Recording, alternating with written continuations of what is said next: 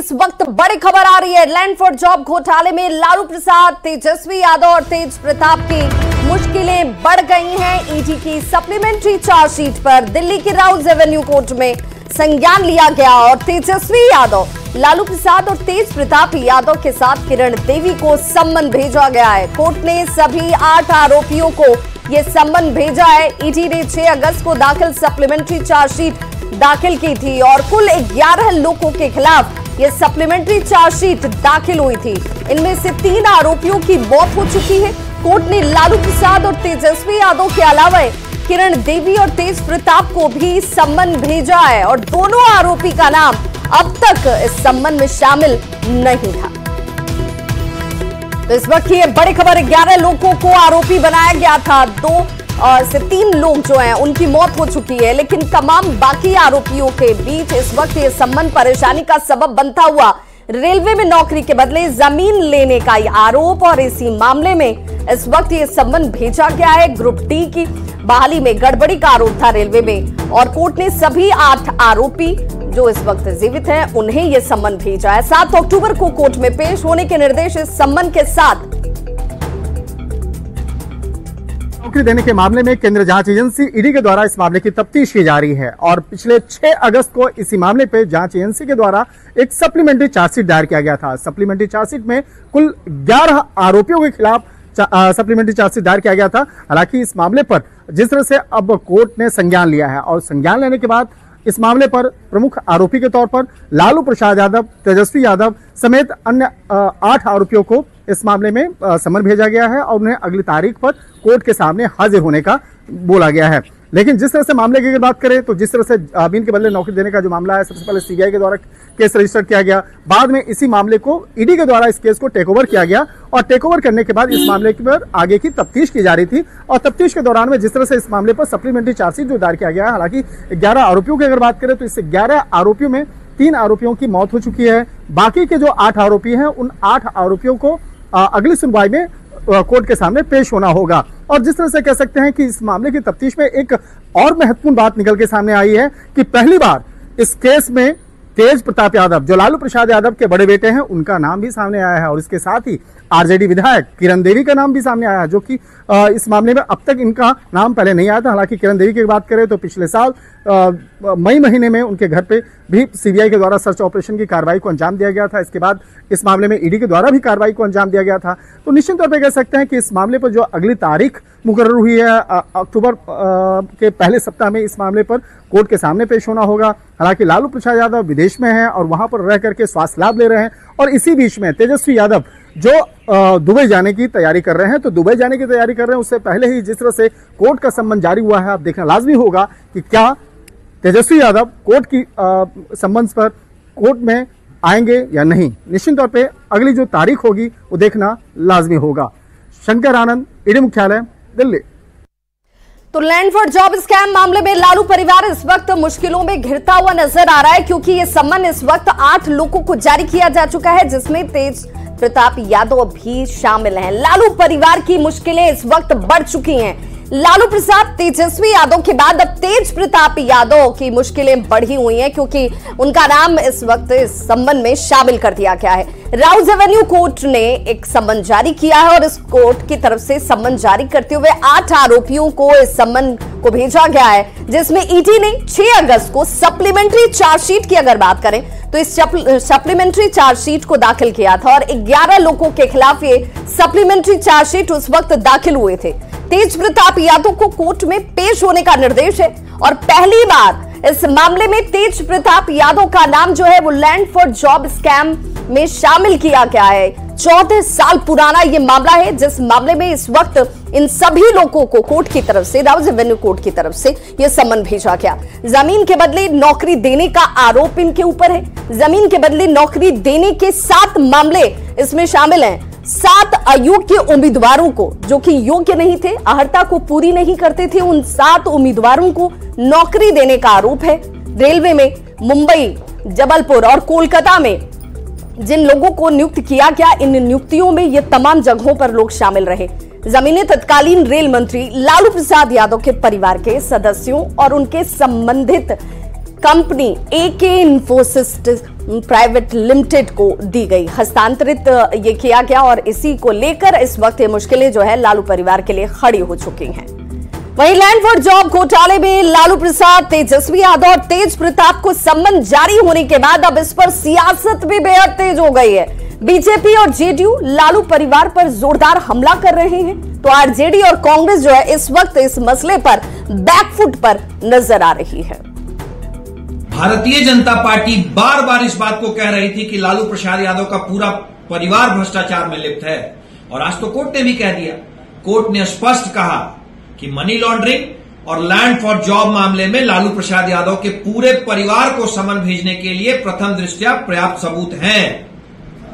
लालू प्रसाद यादव और उनका पूरा परिवार सत्ता में सिर्फ और सिर्फ इसलिए रहता है कि वो भ्रष्टाचार कर सके। नहीं है, बिहार की जनता तो पूरी तरह से अवगत है इस परिवार को लेकर के कि किस तरह से जब सत्ता और शासन इन्हें करने का मौका मिला तो ये बिहार का भला सोचने के बजाय, बिहार की युवा युवतियों के मुस्तकबिल के बजाय अपने बच्चों का, अपने परिवार का ही मुस्तकबिल इन्होंने सोचा और करोड़ों अरबों की संपत्ति गलत ढंग से भ्रष्टाचार में लिप्त होकर के वो बनाया। देखिए, भारतीय जनता पार्टी जिस प्रकार से इस देश में साजिश रच रही है, अपने विपक्षी नेताओं को फंसाने का भरपूर प्रयास कर रही है, देश की जनता उसे देख रही है।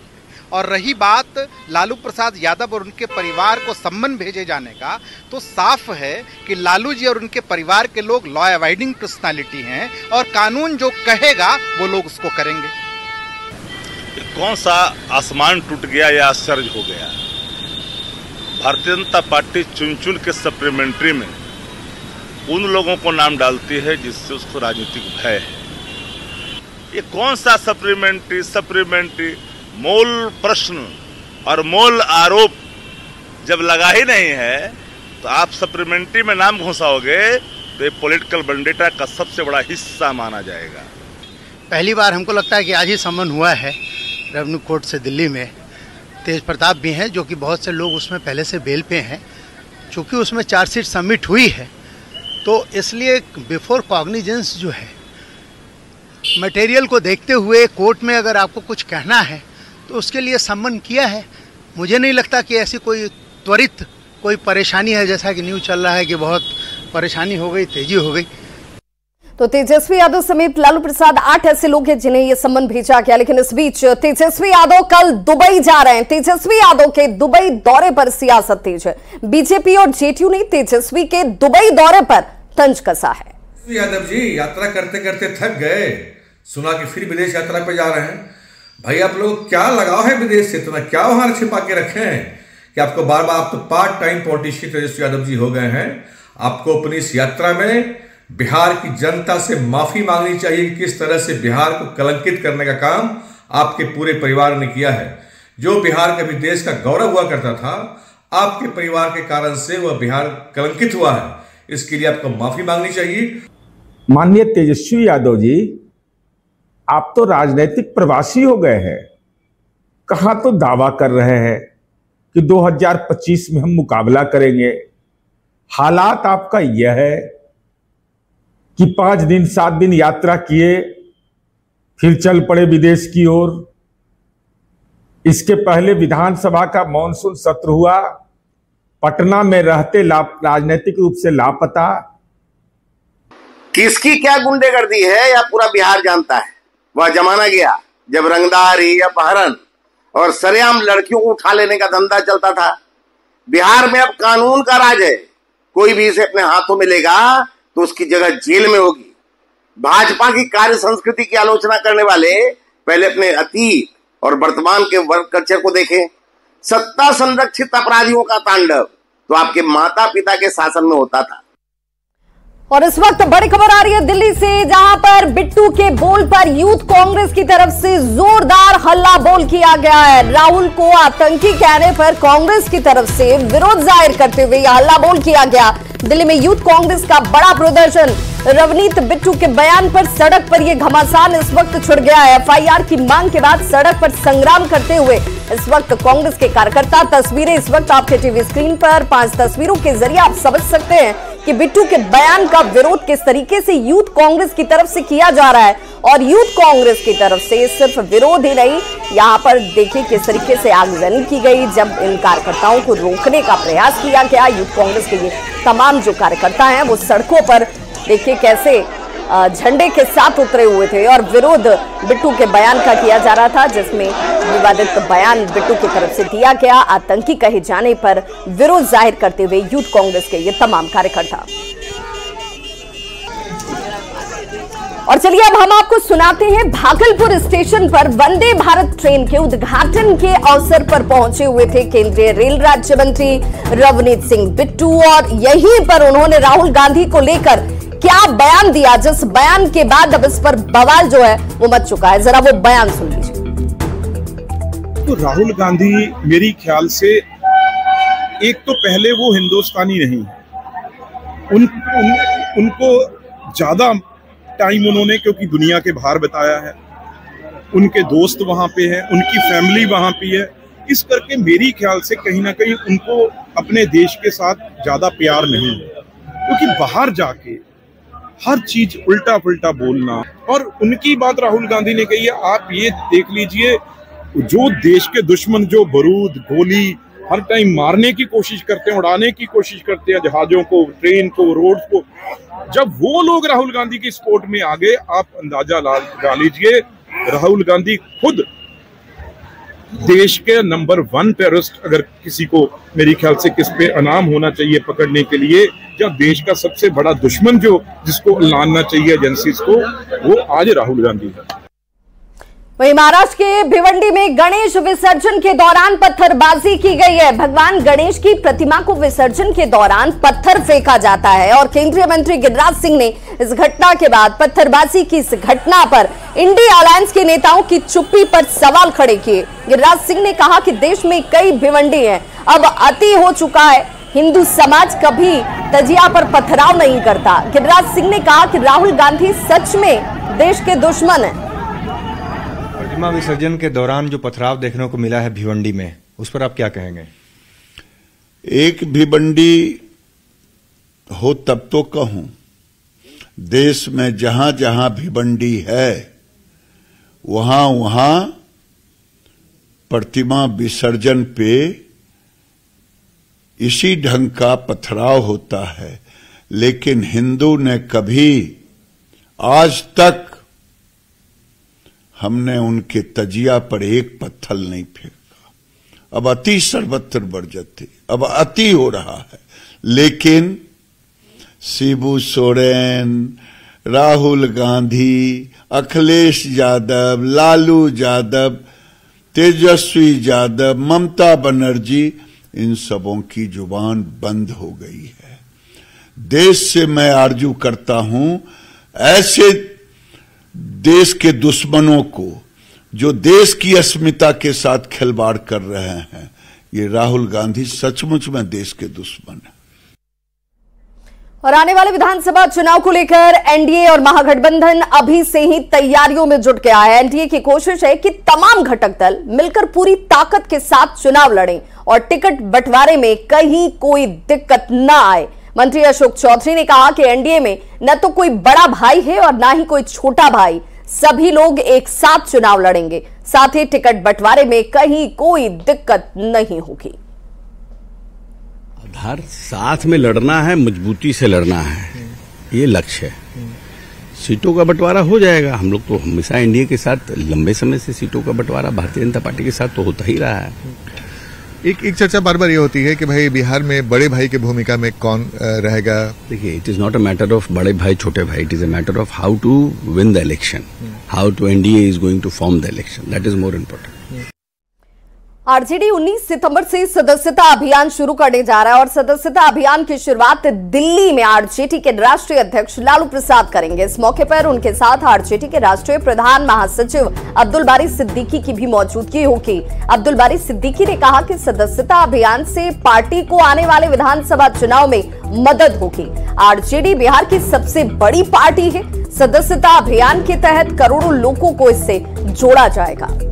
हमारी पार्टी आज भी सबसे बड़ी पार्टी है और हमारे साथ जो है गांव गंवई के मजदूर, किसान और शहर के और सब जगह के लोग, तो ये नॉर्मल कोर्स में पार्टी का जो है सदस्यता अभियान चलाया जाएगा और इसकी शुरुआत हमारे राष्ट्रीय अध्यक्ष लालू प्रसाद यादव जी करेंगे दिल्ली से, और उसमें एज ए राष्ट्रीय प्रधान महासचिव राष्ट्रीय जनता दल के उस अभियान में हम शामिल होने के लिए जा रहे हैं। और क्या टारगेट है सर, और विधानसभा चुनाव की तैयारियों में इसे कैसे जोड़ा जाए?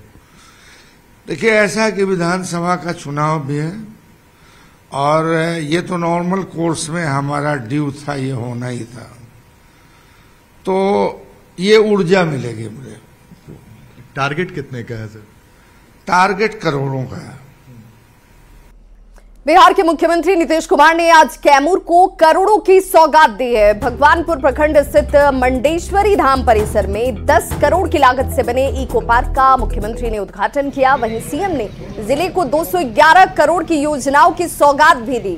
सीएम ने मुंडेश्वरी इको पार्क, करकटगढ़ जलाशय सौंदर्यीकरण, तियारा पंप, कलान और परियोजना के साथ भभुआ और मोहनिया शहर के लिए करोड़ों रुपए की लागत से पेयजल योजना का शिलान्यास किया।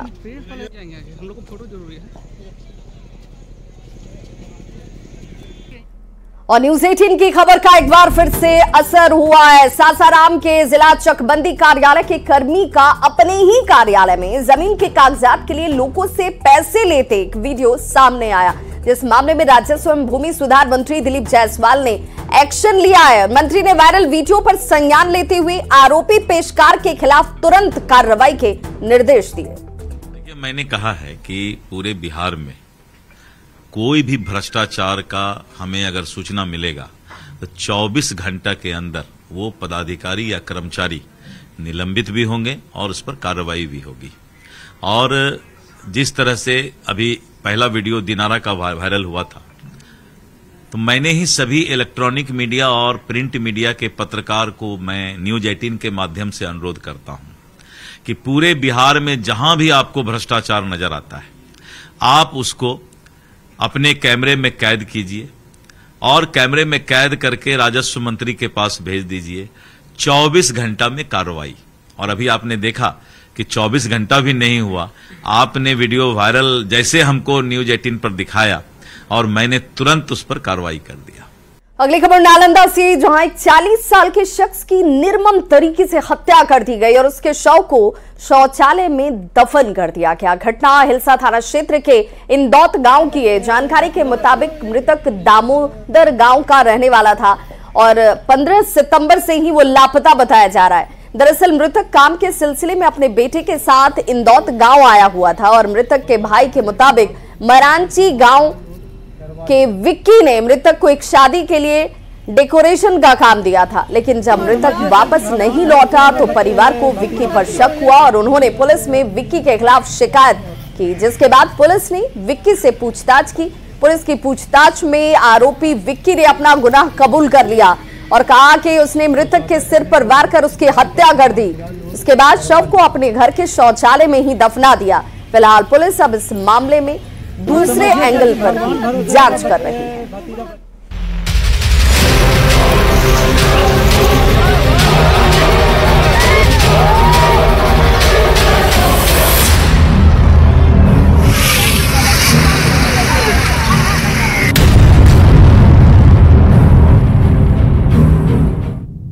बिहार में लगातार बारिश के बाद नदियां उफान पर हैं और बाढ़ और कटाव से बिहार जैसे बेबस और लाचार नजर आ रहा है। लगातार बारिश की वजह से गंगा, गंडक, सोन, पुनपुन, कमला बलान समेत कई नदियों के जलस्तर में वृद्धि दर्ज की जा रही है। जलस्तर बढ़ने के साथ ही भीषण कटाव का खतरा लोगों के सिर पर मंडरा रहा है। ये 6 तस्वीरें इस वक्त आपके टीवी स्क्रीन पर। कई इलाकों के रहने वाले लोग जो हैं अब अपने ही हाथों अपने आशियाने को तोड़ रहे हैं, जहां पर सामान को लोग देखिए कैसे उठाकर अब दूसरे जगह पर जाने के लिए विवश हैं। आवाजाही के लिए साधन और विकल्प नहीं होने का भी दुख इनके सामने है। बिहार के आरा, बक्सर, छपरा, भागलपुर, दानापुर, समस्तीपुर, बेतिया, बाढ़ दरभंगा, मुजफ्फरपुर, पूर्वी चंपारण, खगड़िया, अररिया में कटाव के बाद लोगों के बीच दहशत साफ नजर आती है। तो किन जिलों में कटाव का कहर इस वक्त ग्राफिक्स के जरिए आपके टीवी स्क्रीन पर भी और तस्वीरें साफ बयां कर रही हैं कि हालात कैसे हैं।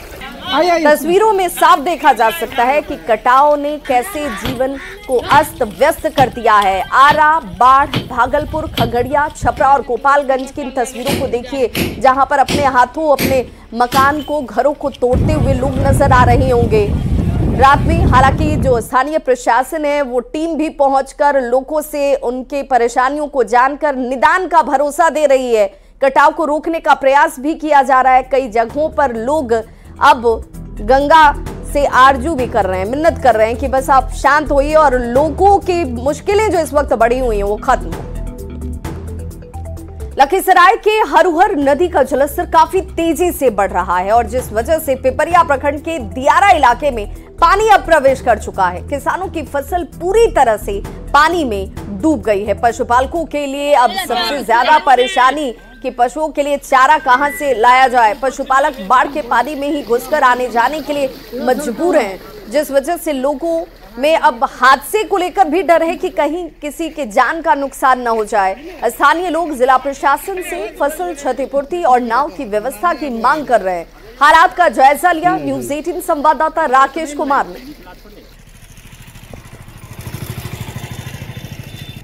एक बार फिर गंगा के जल स्तर में वृद्धि के बाद सहायक हरुहर नदी के जल स्तर में भी काफी तेजी से वृद्धि हो रहा है, जिस कारण पिपरिया प्रखंड के दियारा इलाकों में बाढ़ का पानी जो है गांव के तरफ काफी तेजी से फैल रहा है।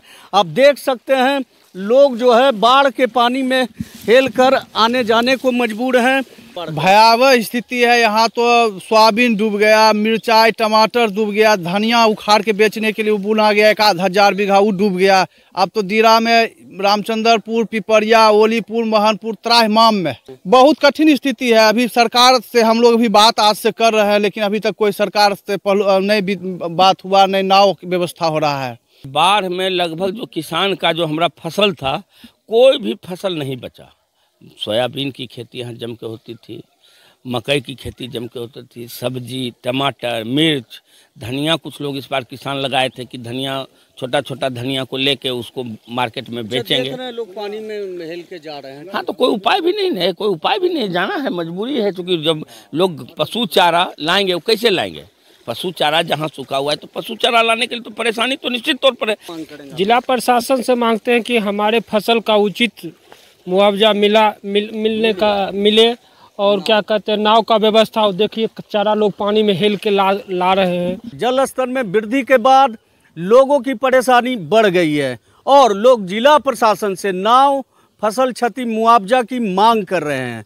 राकेश, न्यूज़ 18 लखीसराय। और फिलहाल यहां रुक रहे एक छोटे से अंतराल के लिए।